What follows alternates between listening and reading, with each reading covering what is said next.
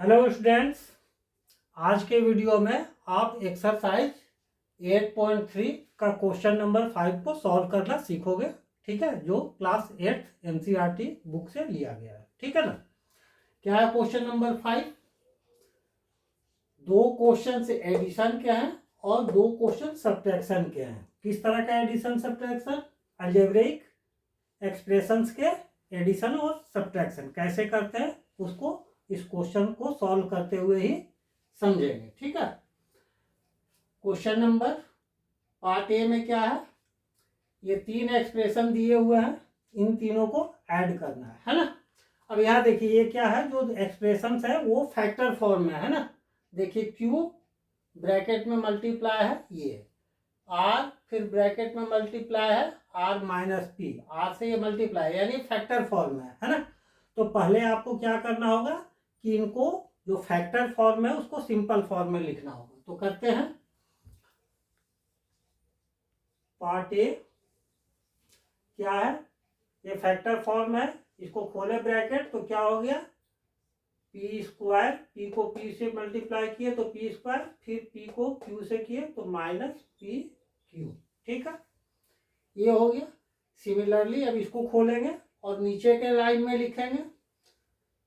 जब नीचे के लाइन में लिखेंगे तो आपको ये ध्यान रखना होगा कि लाइक टर्म्स एक ही कॉलम में आवे और जो लाइक टर्म्स नहीं है उसको अलग लिखेंगे, है ना। लाइक टर्म्स क्या बताए थे? Same variable with same power, है ना। तो अब यहाँ क्या है, खोलेंगे तो ये क्या है, क्यू स्क्वायर। देखिए यहाँ पर कहीं भी क्यू स्क्वायर नहीं है तो दूसरे लाइन में क्यू स्क्वायर लिखेंगे लेकिन अलग लिखेंगे। ठीक है। फिर क्या है, माइनस क्यू आर, तो इधर भी कहीं क्यू आर नहीं है तो माइनस क्यू आर। अब तीसरे लाइन में आते हैं तो ये क्या होगा, खुलेगा तो आर स्क्वायर, इसमें भी नहीं है, इसमें भी नहीं है, इसमें भी नहीं है, इसमें भी नहीं है, तो आर स्क्वायर को अलग लिखे तीसरे लाइन में। फिर माइनस पी आर लिखे या आर पी लिखिए, एक ही चीज है ना। अब एक लाइन में ये लिखे पहला एक्सप्रेशन, दूसरे लाइन में दूसरा एक्सप्रेशन, तीसरे लाइन में तीसरा एक्सप्रेशन। अब इन तीनों को ऐड कीजिए तो पी स्क्वायर इसके नीचे और कोई भी पी स्क्वायर नहीं है तो ये पी स्क्वायर हो गया, minus P Q plus q square, इसके पहले कुछ भी नहीं है यानी प्लस है तो plus q square minus q r, फिर प्लस यहाँ कुछ भी नहीं है यानी plus r square minus p r. That is the answer.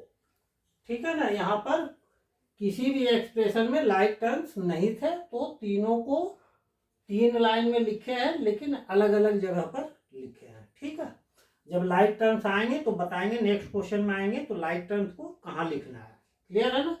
अब इसी को आंसर में कभी आप देखेंगे बुक में या कोई दूसरा बच्चा करता है तो ये क्या होगा कि आगे पीछे लिखा मिल सकता है, तो उसमें आपको घबराना नहीं है। ठीक है। कोई भी एक्सप्रेशन है तो आगे पीछे लिखा रह सकता है, जैसे p square plus q square plus r square पहले लिख लिए स्क्वायर वाले टर्म, फिर उसके बाद लिखेंगे minus P Q minus q are minus p are, same चीज है, तो ये आंसर हो गया। ठीक है। अब पार्ट बी।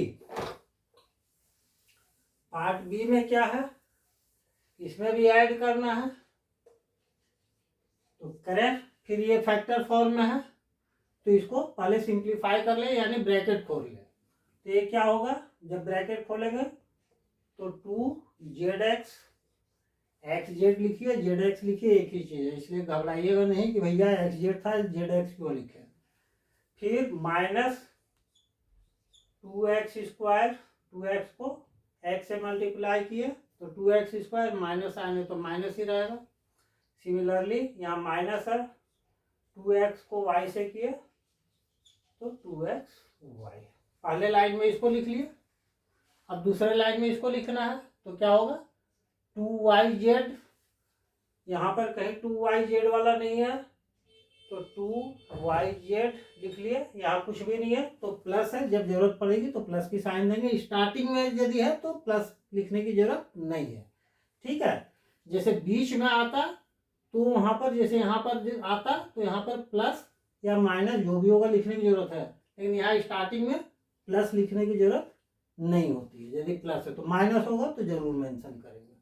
अभी देखो तो क्या हो गया 2yz, फिर क्या हो गया -2y², यहाँ वो भी नहीं है तो -2y², फिर -2xy, देखिए इसको खोले तो क्या आया तीसरा टर्म -2xy, ऊपर में है तो इस xy वाले ही कॉलम में लिखना होगा -2xy, तो यहाँ लिख दिया -2xy। अब ये देखिए जो स्टार्टिंग में था तो प्लस नहीं लिखे थे, लेकिन अब जो है इसमें 3 टर्म हो गए 1 2 3, तो यहाँ पर बीच में ऐसे छोड़ नहीं सकते तो प्लस लिखेंगे। ठीक है, अब दोनों एक्सप्रेशन थे, दोनों को 2 लाइन में लिख लिया। अब फिर कर दीजिए, इसके नीचे कुछ भी नहीं है zx, 2zx के नीचे कुछ नहीं है तो एज इट इज उतर जाएगा 2zx, फिर सिमिलरली -2x²।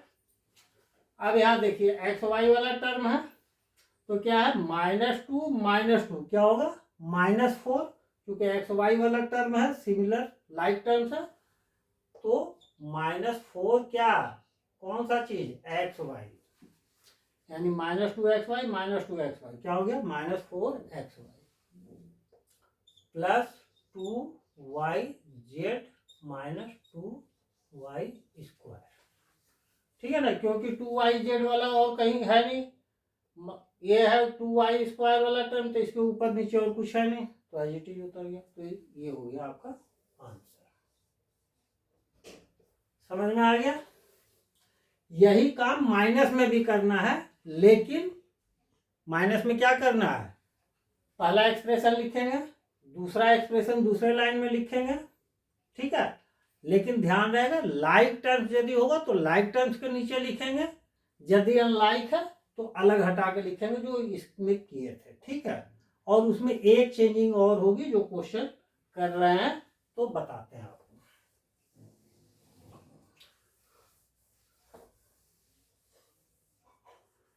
सी में क्या है सब्ट्रैक्ट, इसको सब्ट्रैक्ट करना है फ्रॉम दिस, तो जिससे सब्ट्रैक्ट करना है फ्रॉम दिस तो इसको ऊपर लिखेंगे, लेकिन लिखते वक्त फिर यहाँ ध्यान देंगे ये फैक्टर फॉर्म में है 4n multiplied by this bracket, तो पहले उसको सिंप्लीफाई कर लेंगे। ये अभी फैक्टर फॉर्म में 2 फैक्टर है, एक है 4n और दूसरा है ब्रैकेट के अंदर का, तो 2 फैक्टर है, तो इसको अभी खोल करके सिंप्लीफाई फॉर्म में लिखेंगे।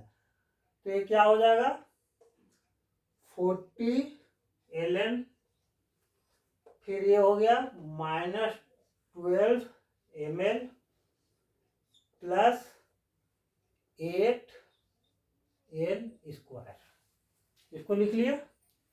अब इसको खोलिए, क्या हो गया ये ब्रैकेट है तो ये क्या हो गया 3l², तो देखिए ऊपर में कहीं l² वाला टर्म है तो इसके नीचे लिखेंगे प्लस 3l², क्यों ये मल्टीप्लाई किए तो क्या है 3l² मतलब प्लस 3l² है ना, तो प्लस 3l²। फिर ये किए तो हो गया -12lm, तो -12lm बोलिए ml बोलिए एक ही चीज है, तो उसके नीचे ये लिख लिया। फिर 15nl, तो 15nl या lm एक ही चीज है, तो उसके नीचे लिखिए। अब समझ में आया, लाइक टर्म्स को एक दूसरे के नीचे लिखना था, और इस क्वेश्चन में देखे थे कि लाइक टर्म्स भी थे और अनलाइक भी थे, तो कैसे लिखे थे। इसमें तीनों ये हैं 3 टर्म्स और 3 टर्म्स यहाँ है, ठीक है, और लाइक टर्म्स एक दूसरे के नीचे है।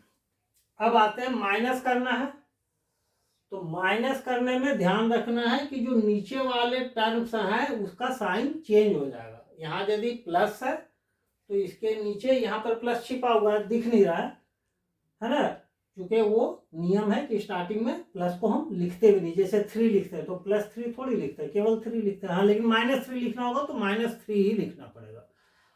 तो यहाँ प्लस है तो इसके नीचे डाल दीजिए माइनस, यहाँ माइनस है तो ठीक इसके नीचे डाल दीजिए प्लस, अब ये प्लस है तो ठीक इसके नीचे डाल दीजिए माइनस।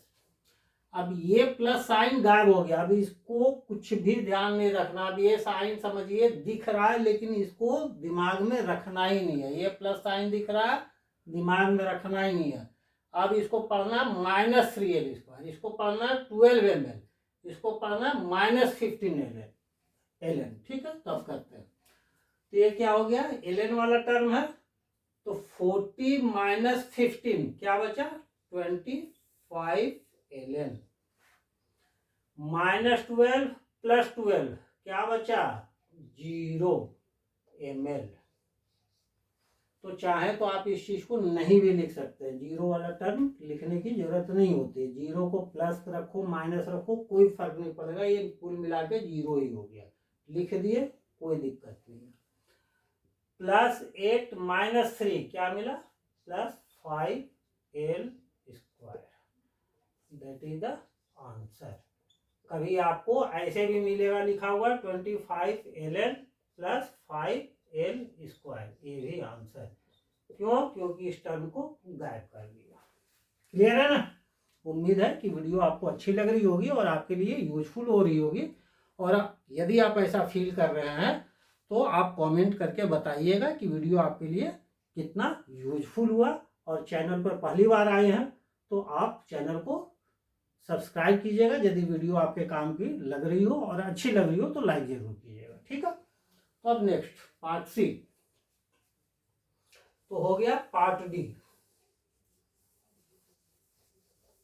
पार्ट डी में क्या है, सब्ट्रैक्ट दिस फ्रॉम दिस, यानी इससे इसको सब्ट्रैक्ट करना है। ठीक है ना।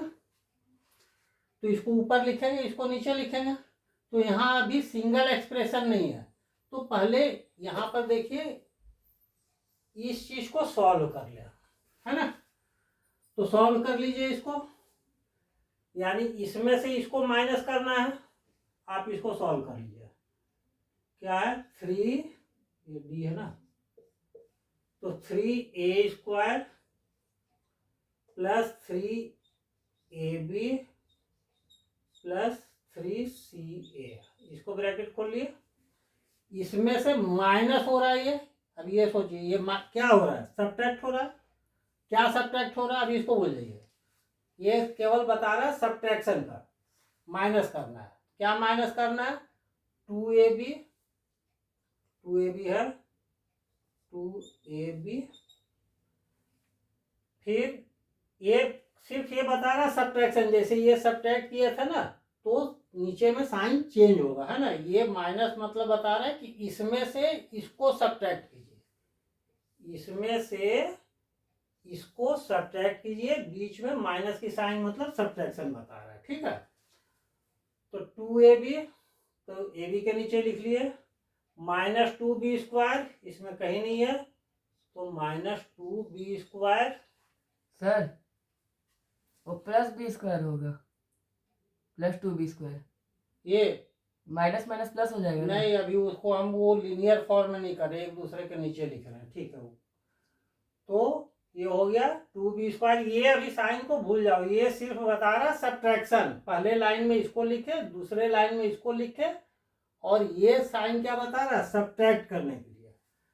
तो ये -2b², और ये फिर हो गया 2bc, bc है यहाँ पे नहीं है तो +2bc। अब चूंकि क्या करना था, इसमें से इसको माइनस कर रहे हैं है ना, तो माइनस कर रहे हैं तो साइन चेंज होगा। इसके नीचे वाले का साइन चेंज होता है। तो यहाँ प्लस है तो यहाँ माइनस, यहाँ माइनस है तो यहाँ प्लस, यहाँ प्लस है तो यहाँ माइनस।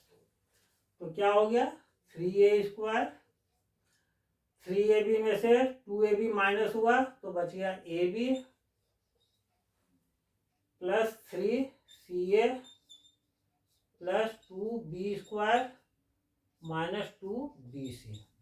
तो इसको सॉल्व किए तो ये आ गया। ठीक, अब क्या करना है, इसमें से ये सब्ट्रैक्ट करने का मतलब कि इसको तो निकाल लिए ना, ये वाली चीज हुई, यानी इसमें से इसको सब्ट्रैक्ट करना है। ठीक है, अब नेक्स्ट क्या हो गया इसको खोलिए तो क्या मिला, -4CA, एक पार्ट यहाँ हो गया। अब आइए -4CA plus 4BC plus 4C², ये लिख लिया खोल कर। तो इसमें से इसको सब्ट्रैक्ट करने का मतलब इसको सब्ट्रैक्ट करना है, तो ये सब्ट्रैक्ट करना है, तो इसको लिखिए नीचे दूसरे लाइन में क्या है, 3A², कहीं है A² नहीं है, तो प्लस 3A² लिख लीजिए कहीं अलग। फिर है AB है कहीं इसमें नहीं है, तो प्लस AB लिख लीजिएगा।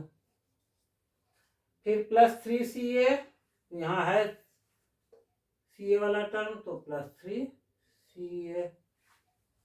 फिर प्लस 2B², B² वाला भी टर्म इसमें नहीं, तो अलग लिख लीजिए। फिर -2BC, तो ये है यहाँ पर, तो -2BC सब्ट्रैक्ट करना है, लिखा हुआ है ना, इसमें से इसको सब्ट्रैक्ट कीजिए, तो इसको ऊपर लिखे, इसको नीचे लिखे, मतलब इसको तो सॉल्व करके ले ही आए, ये वाला चीज सिंप्लीफाई करके, तो इसके जगह पर इसको लिख रहे हैं, क्योंकि इसका आंसर हमको ये मिल चुका है। अब कीजिए, साइन चेंज कीजिए, minus plus minus minus minus, इसके नीचे साइन चेंज मत कर दीजिएगा, क्योंकि ये ऊपर वाला एक्सप्रेशन है, केवल नीचे वाला एक्सप्रेशन का साइन चेंज होगा, ठीक है ना, जो नीचे लिखा है। अब आ जाइए, -4CA -3CA क्या हुआ, -7CA plus 4BC plus 2BC plus 6BC,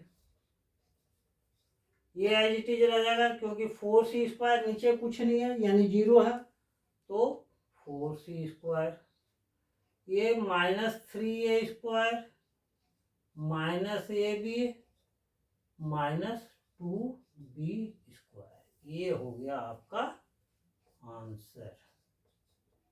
clear है ना। तो इस क्वेश्चन में क्या किए, इसको एक जगह सॉल्व करके निकाल दिए, उसके बाद इसमें से इसको सब्ट्रैक्ट करने का मतलब कि जो इसको सॉल्व किए थे ये वाला, इसको सब्ट्रैक्ट करना। अब इसको कैसे किए थे, ये एक एक्सप्रेशन था, ये एक एक्सप्रेशन था, उसमें से इसको माइनस करना था, तो उसमें माइनस कर दिया। ठीक है, तो उम्मीद है वीडियो आपको अच्छी लगी होगी और हेल्पफुल हुई होगी। फिर मिलते हैं नेक्स्ट क्लास में नेक्स्ट क्वेश्चन को सॉल्व कर लेकर के। ठीक है, तब तक बाय बाय।